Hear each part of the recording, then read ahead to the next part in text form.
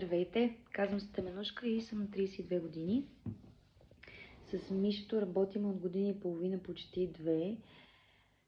Правили сме индивидуални консултации, групови консултации, констелации, астрологични консултации и въобще доста неща.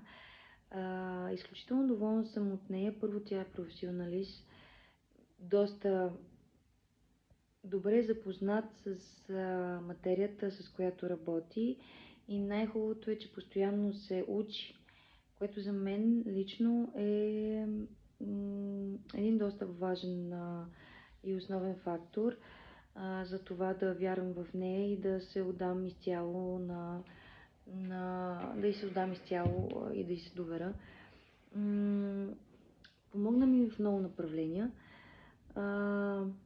Първо осъзнах доста неща, които преди това не бях мислила по този начин за тях и не бях гледала от този ъгъл, от който тя ме накара да погледна.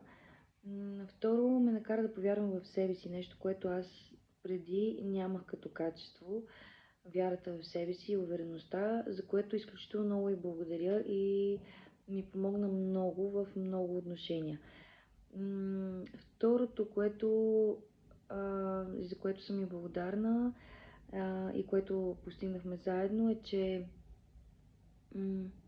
накараме да осъзная, че не трябва да се бърза в този живот и че когато имаш планове, няма нищо лошо в тях, разбира се, но трябва да ги приоритизираш и да ги следваш степ бай степ. Когато нещо не се случи, значи то просто не трябва да се случва.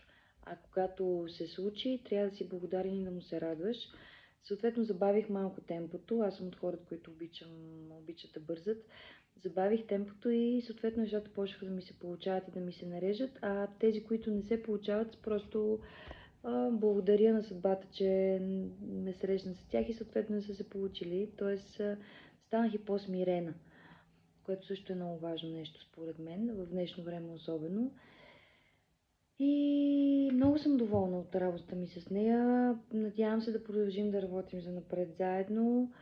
Доверете се на тази жена и желая на всеки един от вас, който се докосне до нея и до работата й, да постигне успех, такъв какъвто аз постигнах със себе си, с нея и в отношенията и в нещата, за които сме работили. И така, успех на всички. Страхотно пътешествие с нея. Доверете й се.